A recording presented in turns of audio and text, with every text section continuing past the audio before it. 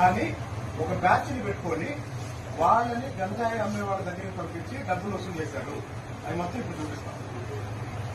ఇదే బ్యాచ్ ఇప్పుడు రామకృష్ణని ఎవరైతే కొట్టారో అదే బ్యాచ్ ఈరోజు టౌన్ లో తిరువూరు టౌన్ లో గంజాయి అమ్ముతుంది ఎవరో మీకు తెలుసు.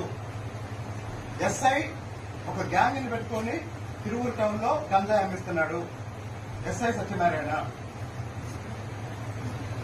ఎవరో పాత రోజుల్లో పాత ప్రభుత్వంలో గంజాయి అమ్ముతూ దొరికి ఇప్పుడు మామూలు పని చేసుకుంటున్న వాళ్ళని పాత కేసులో ఉన్న వాళ్ళని ఇప్పుడు పిలిపించి మీరు గంజాయి తీసుకురావాలి, భద్రాచలం నుంచి మీరు గంజాయి అమ్మాలి, మీరు అమ్మి మాకు డబ్బులు ఇవ్వాలని వాళ్ళని ప్రజెంట్ చేశారు.